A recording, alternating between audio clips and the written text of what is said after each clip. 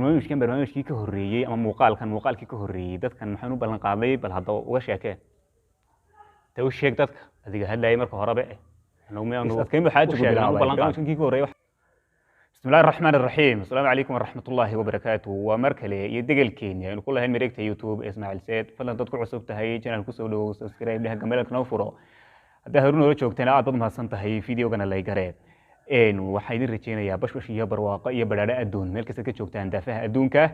أنت الدنيا اللي تشوفها آخرنا تجدون فردوسة وفتي ذي يعني الرجينا يا دمان تيمبا ومركلي برنامج كيني أنا كان كنت دوبي كرني يحاجي سؤال وما أنت بروح ولا صاي وروح نسيس سؤال هيا إياه ينوح كنا نوضا إن كستوين بسم الله الرحمن الرحيم السلام عليكم ورحمة الله وبركاته هذه قاعدة ما دوا هذه قاعدة مدن برنامج كي كهرية أما موقال كي كهرية دت كان محنو بلن قاضي بل هذا وش يكاه توشيك دت هذه هلا يمر كهرباء إنه كم بحاجة كده بلن قاضي كي كهرية وحن الوحيابها كسوق السوشيال ميديا أما نولش يعني عادي أهبة aynu badan dusha kala soconayno eegaynay ayaynu falfalaqayn doonaa mid nooga hadli doonaa inagoo dhammaantiinba u wada kuurgeli doona khaasatan aniga iyo idinka aan idiin soo gudbin doono in badan ay igu soo celin doontaan meel kasta joogtaanba isagoo faahfaahsan ayaynu ka sugaynaa bal inuu inoo faahfaahiyo inoona si balbalaadhiyo waan u banaynaya jeeska soo durug soo dhawow waayahay bismillah ar-rahmaan ar-rahiim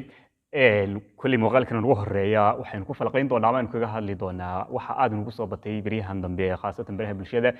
نلاشي خاص كأفكار هيد بريه كيس نلاشي سيجار كهيد وبريه بالشدة السوشيال ميديا خاصة واليوم يلاها لايف كلا قصة قلا وقاد نقص به يلا صابر نجوا كل نجوا أمد بيننا هاي كإسلامها من إسلام هاي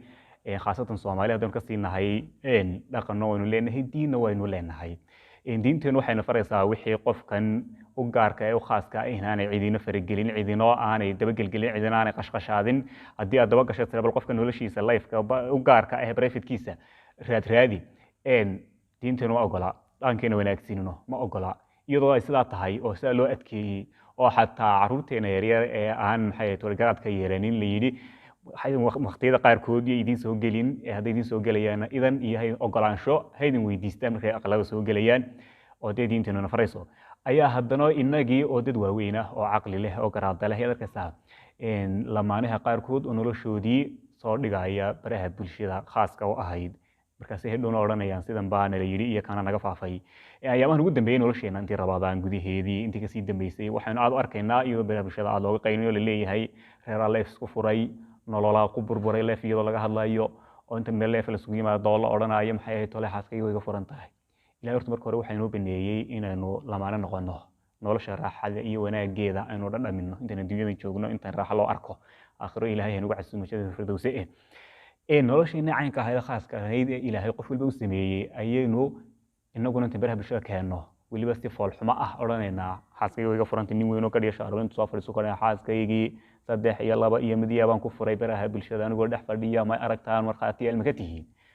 noloshaasina waa nolol laga yaqiiqsoodo mas'uuliyad baan inaga wada saaran dhammaanteen baa haddaan wadaadnahay haddaan waranaan lahayn haddaan doobnahay haddaan gashaantinahay haddaan odanahay haddaan islaanahay waa waxay mudan tahay inaynu u fadfiidano oo aynu dhan kasta ka eegno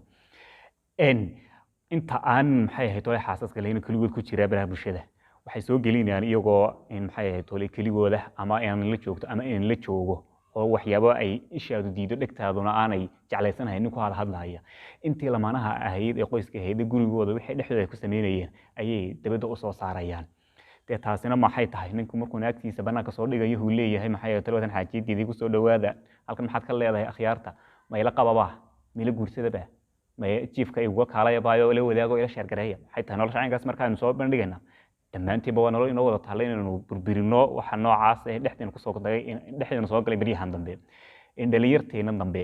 khaasatan jiilkan aan hadda la hadlayaan ahay intii kasii dambeysay waxa dambeeya wax noqon doona garanayna waxaan la kowsanay nolol la yiraahdo maxay ahayd toole nolosha casriga ah ee electronics ku shaqeysa gurigeedu baraha bulshada social media inaguna waynu ku dhex milanay waynu eegaanay waxyaabihii ay ahayd inaan kala soocno ayaynu kala garaweyna akhyaaray haddaba si aynu balcaanada tii dabadood la qabeeyay wax uga qabanno aynu dadkeenan ku dhex milno social media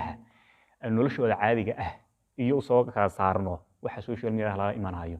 qof marka social media ka soo gudbinayo ama dadka ha soo gudbiyo wax faa'iido akhridoodii adduunkooda aqoontay doontaba ahaato aqoon miyi oo baadiye iyo aqoon magaalo iyo aqoon tiknoolajiyada iyo aqoon wax kalaba ha ahaato ama maxay ahayd tole qaraaxo iyo xaraabis iyo baashaal ha usoo galo laakiin marnaba noloshaada bareefadka ee khaaska kugu ah haddaad single tahay iyo haddaad single mother tahay iyo haddaad lamaano tahay iyo haddaad toobtahay haddaad gaashaanti tahayba waxa khaaska kugu ah ee gurigaaga iyo aqalkaaga dhexdiisa iyo shirkaaga ka midka ah midnaba banaanka ha keenina barnaamijkan ibafur buu ahaanayaa barnaamijyo culus oo soo socon doona oo indho walba ka eegi doono intaan isugu iman doono barnaamijka xiga waxaan leeyahay asalaamu calaykum waraxmatullaahi wabarakaatuh waanigu ah ismaaciil sayid aad bad mahadsantiin dhammaantiinba